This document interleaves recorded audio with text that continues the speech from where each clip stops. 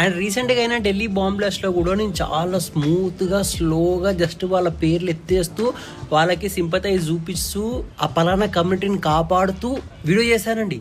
ఏం జన్మరా ఇది? కానీ నా దురదృష్టం ఏంటంటే ఆ టెర్రరిస్ట్ వీడియో బయటపడ్డదండి. వచ్చి నిన్న మతం కోసం చేస్తున్నాను చెప్పానండి. చెప్పండి, ఇలా చేస్తే టెర్రరిస్టుని ఎలా కవర్ చేయాలి? అయినా సరే ఏదో ఒక విధంగా కవర్ చేసేస్తా అండి. ఎందుకంటే ఐఎమ్ తమలపాకు చందు అండ్ నాకు నా సిగ్గు నా లజ్జ.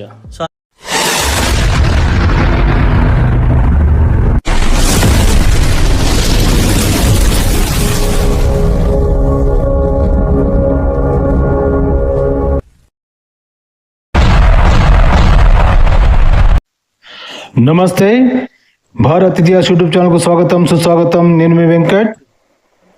సో ప్రేక్షకులు, ఈరోజు మళ్ళీ మన తులసి చందు అక్క ఎన్ని అబద్ధాలు చెప్తుందో, మళ్ళీ ఏమేమి చెప్తుంది మన మోదీ గురించి, బీజేపీ గవర్నమెంట్ గురించి విందామండి. విని మన వంతు ప్రశ్నలు అడుగుదాం అక్కని. మళ్ళీ ప్రశ్నలు అడిగితే అక్క ఉమెన్ కార్డు యూజ్ చేసి మళ్ళీ కంప్లైంట్ ఇస్తుంది అని భయం అదొకటి. అందుకే అక్కతో చాలా జాగ్రత్తగా ఉండాలి. అయినా కూడా మనం వదిలేది లేదు కదా, ప్రశ్నలు అడగొచ్చు, విమర్శించవచ్చు అని అక్కనే చెప్పింది. అందుకోసమే మేము ఎవరు విమర్శిస్తాము, మళ్ళీ ప్రశ్నలు అడుగుతాము. అక్క చెప్పాలి, నువ్వు రా అక్క చెప్పి. భూటాన్ రాజధాని థింపూ వెళ్ళి అక్కడి నుంచి ఈ దాడి మీద మోడీ మాట్లాడారు. आज पूरा देश उनके साथ खड़ा है. मैं कल रात भर इस घटना की जांच में जुटी सभी एजेंसियों के साथ, सभी महत्वपूर्ण लोगों के साथ संपर्क में था, विचार विमर्श चलता था. నేను చాలా బరువెక్కిన హృదయంతో ఇక్కడికి వచ్చాను అని చెప్పి ఆయన అన్నారు. అదేంటక్క తులసక్క, అదేంటి అబద్ధాలు చెప్తున్నావు ఏంటి? మోదీ ఎక్కడున్నారు? నేను ఇక్కడ బరువెక్కిన హృదయం నుంచి వచ్చాను. ఎక్కడున్నారు ఆయన? ఎక్కడున్నారక్క? ఏం బరే అబద్ధాలు చెప్పడమే జనాలకి. ఆయన ఏమన్నాడు? कल रात भर मैंने एजेंसियों के साथ और महत्वपूर्ण लोगों के पास बातचीत किया है मैंने, और जो कोई भी ये घटना किया है उनको बख्शा नहीं जाएगा, और पूरा भारत देश उनका साथ है అని చెప్పాడు. నేను చాలా బరువెక్కిన హృదయంతో ఇక్కడికి వచ్చానని ఎక్కడ చెప్పాడక్క? బరే అబద్ధాలు చెప్పడమేనా? ఏమక్క, కొంచెమైనా మారక్క నువ్వు. నేను మోడీ గారిని చెప్పనించుక ఛాతి విశ్వగురు అని చెప్పి ఎగతాళి చేస్తూ 4 ట్రిలియన్ ఎకానమీ అని చెప్పి చాలా ఎగతాళి చేస్తానండి. $4 trillion economy. కానీ రీసెంట్ గా Blackstone Third stop, leaving the United States here. ఎన్నో కంట్రీస్ లో పెద్ద పెద్ద ఫైనాన్షియల్ అసెట్స్ ఓన్ చేసే Blackstone CEO India. This is the G10, clearly the fastest growing country. ఇండియాని మెచ్చుకున్నాడు అండి. ఆ విషయం నేను చెప్పానండి, ఎందుకంటే వాళ్ళ సర్వేలు చాలా పర్ఫెక్ట్ ఉంటాయండి. కానీ నేను స్ప్రెడ్ చేయాల్సింది ఫాల్స్ నరేటివ్ అని నేను ఒక పార్టీ చెంచానండి. నమ్మ బతుకు బురదలో పంది బతుకుతుంది, నువ్వు బతుకుతున్నావు ఎందుకు ఎదవన్నారు? ఎదవ ఎందుకు అంత బరువెక్కిన హృదయంతో వేరే దేశానికి వెళ్ళడము? మన దేశంలో బాంబు దాడి జరిగినప్పుడు అదేమి అవాయిడ్ చేయలేని ఏదో పెద్ద ప్రపంచ దేశాల నేతలందరూ సమావేశం అవుతున్న ఒక పెద్ద సమావేశమేం కాదు కదా. అలాగే బాధిత కుటుంబాల బాధను నేను అర్థం చేసుకుంటున్నాను. ఈరోజు దేశం మొత్తం వారితో నిలుస్తుంది అని చెప్పి కూడా మన ప్రధానమంత్రి భూటాన్ నుంచి ప్రకటించారు. అంటే ఏంటి తులసక్క నీ దృష్టిలో? అంటే ప్రపంచ నేతలందరూ వచ్చి మీటింగ్ అయితే ఇక్కడ భారతదేశంలో బాంబ్ బ్లాస్ట్ ఎంతమంది చచ్చినా అప్పుడు వెళ్ళొచ్చు అంటావా? అంతే కదా నేను చెప్పేది. ఏమంటారు ప్రేక్షకులు? అంటే అక్కడ ప్రపంచ నేతలు అందరూ కలిసినంటే ముఖ్యమైన సభ ఏంటంటే భారతదేశంలో బాంబ్ బ్లాస్ట్ ఎంతమంది చచ్చినా వెళ్ళొచ్చంట. అక్క చెప్తుంది, వినండి. దేశం మొత్తం బాధితులతో నిలుస్తుంది, కానీ ఈ దేశ ప్రధానమంత్రి ఈరోజు ఈ దేశంలో లేరు, భూటాన్లో ఉన్నారు. దీని వెనుక ఉన్న కుట్రదారులను వదిలిపెట్టను, త్వరలోనే నిందితుల్ని బయటపెడతాను అని చెప్పి కూడా మోదీ ఈ ఘటనను తీవ్రంగా భూటాన్ నుంచి ఖండించారు. ఈ ఇన్సిడెంట్లో పేలుడు కోసం వాడిన హుందాయ్ i20 మోడల్ కారు హర్యానాలో రిజిస్టర్ అయింది. గుర్గ్రామ్కు చెందిన మహమ్మద్ సల్మాన్ అనే వ్యక్తిది ఆ కారు. అతన్ని అరెస్ట్ చేశారు. అతను పుల్వామాకి చెందిన ఉమర్కు ఈ కారు అమ్మాడో లేకపోతే ఇవ్వడమో చేశాడు అని చెప్పి ఇప్పుడు అంటున్నారు. ఉమర్ అహ్మద్ డైరెక్ట్గా ఆత్మాహుతి బాంబర్గా మారి ఈ దాడి చేశాడు అనేది ప్రస్తుతానికి పోలీసులు సస్పెక్ట్ చేస్తున్న విషయం. సో అయితే ఇక్కడ ఎవరైతే ఆ కారులో ఉన్నారో ఆ ఉమర్ చనిపోయాడు. కారులో దొరికిన బాడీ పార్ట్స్ని DNA టెస్టుల కోసం పంపించారు. సో ఇంతకు ఈ ఉమర్ ఎవరు? ఎందుకు ఈ బాంబ్ బ్లాస్ట్కి అతను పూనుకున్నాడు? ఇది తెలుసుకునే ముందు కాశ్మీరు, హర్యానా, ఉత్తరప్రదేశ్ ఇక్కడ బయటపడ్డ జైషే మహమ్మద్ యాక్టివిటీస్ గురించి ఖచ్చితంగా తెలుసుకోవాలి. అంతర్రాష్ట్ర వైట్ కాలర్ మాడ్యూల్గా, టెర్రరిస్ట్ మాడ్యూల్గా ఇప్పుడు దేశమంతా కూడా దీని మీద చర్చ జరుగుతోంది. ఈ అటాక్ జరిగిన రోజే అంటే సోమవారం ఉదయమే ఈ భారీ వైట్ కాలర్ మాడ్యూల్ని మన దేశ పోలీసులు బయటపెట్టడము, ఆ తర్వాత సాయంత్రానికి ఈ ఇన్సిడెంట్ జరగడము, దీంతో ఈ వైట్ కాలర్ మాడ్యూల్ గురించి పెద్ద ఎత్తున చర్చ జరుగుతోంది. అసలు ఇదంతా ఈ వైట్ కాలర్ మాడ్యూల్ అనేది ఎలా బయటకు వచ్చింది, ఇప్పుడు అది ముంబై కార్ బాంబ్ బ్లాస్ట్ దాకా ఎట్లా దారి తీసింది, దీన్నంతా కూడా క్లియర్గా అర్థం చేసుకోవాలి. అప్పుడే మనకు ఒకదానితో ఒకటున్న ఈ లింక్ అనేది అర్థమవుతుంది. వైట్ కాలర్ మాడ్యూల్ అంటే ఏం లేదు, అంటే ప్రొఫెసర్స్, చాలా పెద్ద ప్రొఫెషనల్ పోస్టుల్లో లీడర్షిప్ పొజిషన్స్లో ఉండేవాళ్ళు టెర్రరిస్టులుగా మారి టెర్రరిస్ట్ లింకులు కలిగిన వాళ్ళని ఈ వైట్ కాలర్ మాడ్యూల్స్గా ఇప్పుడు పిలుస్తున్నారు. సరే తులసక్క, మళ్ళీ ఈ ఉగ్రవాదుల గురించి మనం ఏం చేద్దామంటావు? వాళ్ళు ఉగ్రవాదులుగా ఎందుకు మారుతారు నీకు తెలుసా? పోని వాళ్ళు ఉగ్రవాదులు ఎందుకు మారారు నువ్వు చెప్పగలవా? జనాలకి చెప్పగలవా?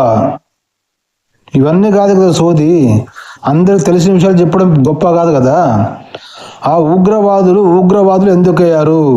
వాళ్ళు తమ ప్రాణాలు తీసుకునే దగ్గరికి టెర్రరిస్టులుగా ఎందుకు మారారు?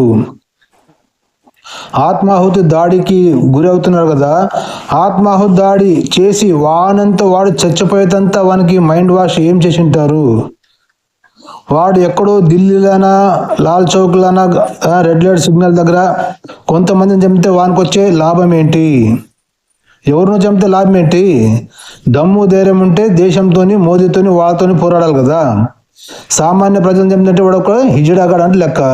వాడు సామాన్య ప్రజలను చంపుతున్నాడు, ఎందుకు చంపుతున్నాడు దాని గురించి ఇన్వెస్టిగేషన్ చేసుకొచ్చి నీకు ధైర్యం ఉంటే పబ్లిక్కి చెప్పు. అండ్ రీసెంట్గా అయినా ఢిల్లీ బాంబ్ బ్లాస్ట్ లో కూడా నేను చాలా స్మూత్ గా స్లోగా జస్ట్ వాళ్ళ పేర్లు ఎత్తేస్తూ వాళ్ళకి సింపతైజ్ చూపిస్తూ ఆ పలానా కమ్యూనిటీని కాపాడుతూ వీడియో చేశానండి. ఏం జన్మరా మీది? కానీ నా దురదృష్టం ఏంటంటే ఆ టెర్రరిస్ట్ వీడియో బయటపడ్డదండి. వచ్చి నిన్న మతం కోసం చేస్తున్నాను చెప్పానండి. చెప్పండి, ఇలా చేస్తే టెర్రరిస్టుని ఎలా కవర్ చేయాలి? అయినా సరే ఏదో ఒక విధంగా కవర్ చేసేస్తా అండి, ఎందుకంటే ఐఎమ్ తమలపాకు చందు అండ్ నాకు నా సిగ్గు నా లజ్జ.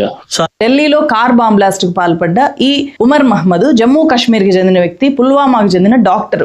సో అతని ఏజ్ 36 ఇయర్స్. శ్రీనగర్ లో ఉండే గవర్నమెంట్ మెడికల్ కాలేజ్ లో అతను MBBS పూర్తి చేశాడు. హర్యానా ఫరీదాబాద్ లో ఉండే అల్ పలాహ్ మెడికల్ కాలేజ్ లో అతను డాక్టర్ గా ప్రస్తుతం పనిచేస్తున్నాడు. ఈ మెడికల్ కాలేజీ కేంద్రంగానే మొత్తం డాక్టర్ల నెట్వర్క్ పనిచేసింది అనేది మీకు కాసేపటి తర్వాత అర్థమవుతుంది. ఘటన జరిగిన రోజు అంటే సోమవారం అతను ఇంటికి ఫోన్ చేసి, నేను లైబ్రరీలో చదువుకుంటున్నాను, 2-3 రోజుల దాకా నన్ను డిస్టర్బ్ చేయకండి, ఆ తర్వాత నేనే వస్తాను అని చెప్పి వాళ్ళ కుటుంబ సభ్యులకు అతను చెప్పాడు అని చెప్పి ఇప్పుడు వాళ్ళ ఫ్యామిలీ మెంబర్స్ చెప్తున్నారు. मैं लाइब्रेरी में पढ़ने जाऊंगा। उन्होंने कहा कोई बात नहीं है, ज्यादा फोन नहीं करेंगे।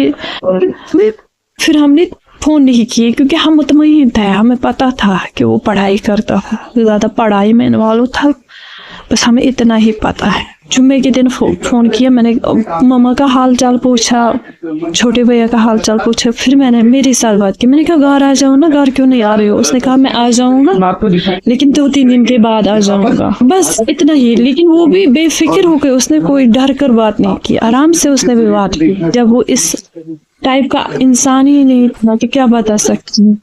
ఉమర్ మాత్రమే డాక్టర్ కాదు, ఈ ఇన్సిడెంట్ లో ప్రధానంగా 5 డాక్టర్ల పాత్ర మనకు కనిపిస్తుంది. వాళ్ళ యాక్టివిటీస్ చూస్తే మతి పోగొట్టేలాగా వాళ్ళ యాక్టివిటీస్ ఒక్కొక్కటి కనిపిస్తాయి. నేను ఒక్కరి తర్వాత ఒకరి గురించి నేను చెప్తూ వస్తాను. సో దాంట్లో హైదరాబాద్ డాక్టర్ పాత్ర కూడా ఉంది, అది మనకు లాస్ట్ లో అర్థమవుతుంది. శ్రీనగర్ లో స్థానికులు ఎవరు కూడా భారత సెక్యూరిటీ దళాలకు సహకరించకండి అని చెప్పి అక్టోబర్ 19వ తేదీన అనేక చోట్ల శ్రీనగర్ లో కొన్ని పోస్టర్స్ కనిపించాయి. ఆ పోస్టర్స్ కనుక లేకపోతే ఈ ఇష్యూ ఏది బయటకు వచ్చేది కాదు. ఇప్పుడు జరిగిన బాంబ్ బ్లాస్ట్ తో సహా ఇది ఏది బయటికి రాకపోతే దేశంలో ఎన్ని చోట్ల ఎన్ని బాంబ్ బ్లాస్ట్లు జరిగేవో, ఎన్ని మారణ హోమాలు జరిగేవో ఎవరు ఊహించను కూడా ఊహించలేదు. అక్క తులసక్క, జమ్మూ కాశ్మీర్లో పోస్టర్లు అంటించారు, అది చూసినప్పుడు ఇవన్నీ బయటపడ్డావి. లేకపోతే మన దేశంలో ఎన్ని తాళ్ళ బాంబ్ బ్లాస్ట్ అయ్యేతావు. అది కాదక్క నువ్వు చెప్పాల్సిందే జనాలకి. ఆ లుచ్చా నా కొడుకులు డాక్టర్లు వేషం వేసుకుని డాక్టర్లు చదివి కూడా ఈ అరాజకాలు ఎందుకు చేస్తున్నారోను దాని మనస్థితిని, వాళ్ళ ఉద్దేశాన్ని తెలుసుకుని ప్రజలకు తెలియజేయక అప్పుడు ప్రజలు మేలుకుంటారు. ఆ మతం మతం ఏం నేర్పుతుంది? కాఫర్లను చంపండి, మీకు 72 కన్యలు రెడీగా ఉంటాయి అనేసి అల్లా చెప్పాడు అనేసి చెప్తారక.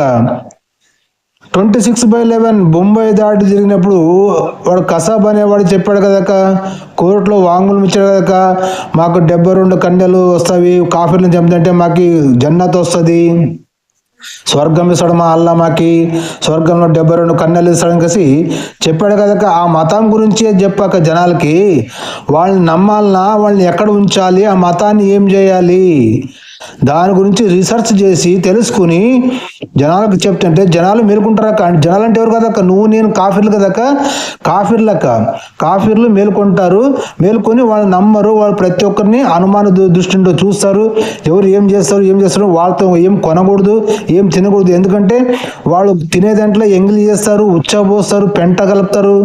ఏమాక ఇవన్నీ ఉన్నాక అవన్నీ వాటి గురించి తెలుసుకునేసి కాఫీర్లకి నిజాలు చెప్పి వాళ్ళని కాపాడాక ఇవల్ల కాదక్క, చెప్పినవి జరిగినవి అని తెలిసిన విషయాలు కాదు చెప్పాల్సింది. నువ్వు జనాలకి తెలియని విషయాలు చెప్పాక నువ్వు అప్పుడు కదా సార్థకమవుతుంది నేను వీడియో చేసింది. ఎంతసేపు మోదీ మీద, ప్రభుత్వం మీద నిందలు వేయటం ఇది కాదు కదా. ఈ ఉగ్రవాదులను ఏం చేయాలి, వాళ్ళు ఉగ్రవాదులు ఎందుకు మారుతున్నారు, అది కదా నేను చెప్పాలి. ఏమంటారు ప్రేక్షకులు? ఎందుకంటే ఐఎమ్ తమలాపాకు చందు అని నాకు నా సిగ్గు నా లజ్జ. అంతెందుకండి, రీసెంట్ గా లడ్డు ఇష్యూ అయినా తిరుపతిది, ఆ లడ్డు ఇష్యూ అప్పుడు నేను డేటా మీద మాట్లాడానండి. ఫాల్స్ డేటా పట్టుకొచ్చి ఏదో కవర్ చేయాలని చెప్పి చాలా బాగా ట్రై చేశానండి. కానీ ఆ ఎస్ఐటి కూర్చొని ఎస్ఐటి ప్రూవ్ చేసిన తర్వాత మళ్ళీ ఎలా కవర్ చేయాలో నాకు అర్థం కాలేదు. అర్థం కాక ఎవరైతే సప్లయర్ ఉన్నో వాడి మీద వేసానండి నేను మొత్తం బ్లేమ్. ఇదో బతుక చెప్పండి. కానీ ఆ 2019 లో సీఎం అయ్యింది ఎవరు, సీఎం అయినాక అలా మామయ్యని తీసుకుపోయి టీటీడీ చైర్మన్ పొజిషన్ లో కూసబెట్టింది ఎవరు, మళ్ళీ ఒక చైర్మన్ రెస్పాన్సిబిలిటీ కదండి కాంట్రాక్ట్లు ఇవ్వడము, తీసుకోవడము, కాంట్రాక్ట్ ఇచ్చేటోడు ఎలా అంటాడు, ఏంది సంగతి తెలుసుకోవడము, వాటి గురించి నేను మాట్లాడండి. నేను బ్లేమ్ చేసేది ఉంటే జస్ట్ మోడీనే బ్లేమ్ చేస్తా. ఊరందరికీ నీతులు చెప్తావు, నువ్వు తప్పులు చేస్తావు. సో ఇది మీకు ఎండ్కి ఇంకా క్లియర్గా అర్థమవుతుంది.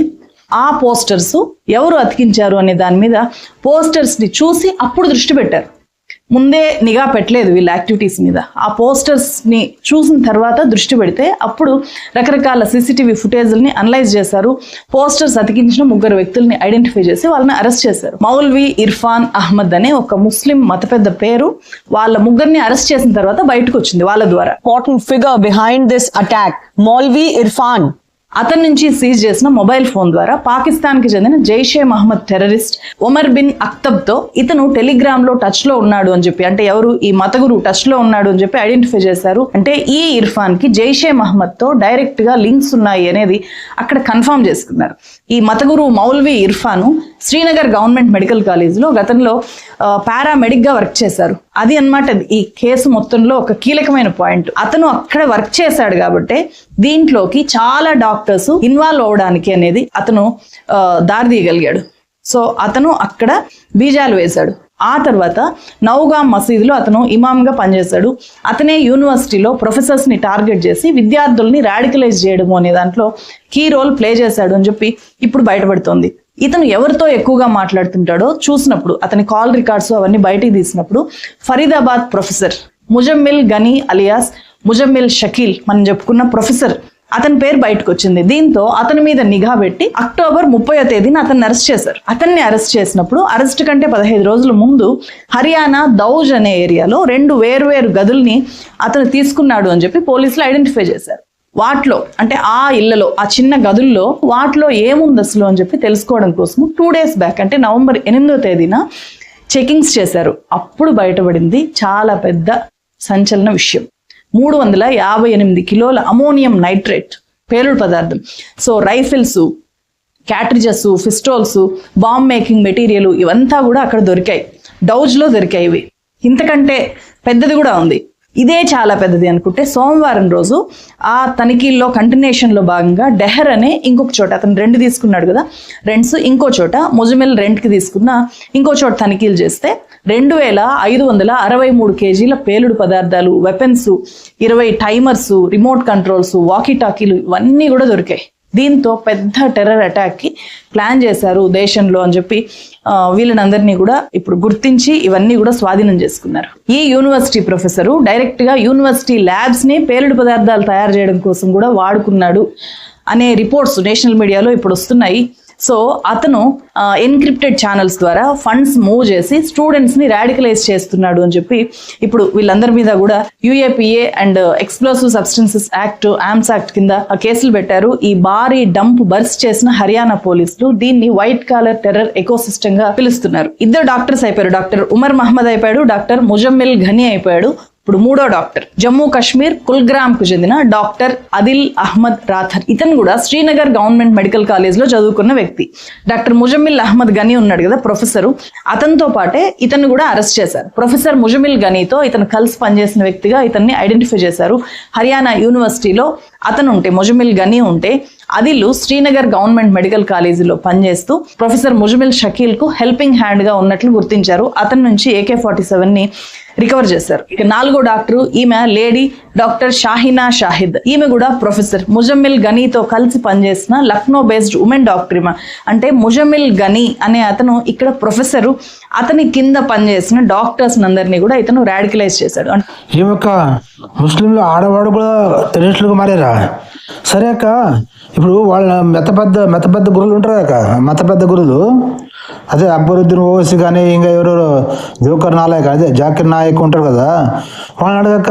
ఇప్పుడు మగవాళ్ళకైతే 72 కన్యలు అంటే 72 ఊరి ఇస్తాడు అల్లా, కన్యలను ఇస్తాడు. మరి ఆడవాళ్ళకి ఏమి ఇస్తాడు అక్క?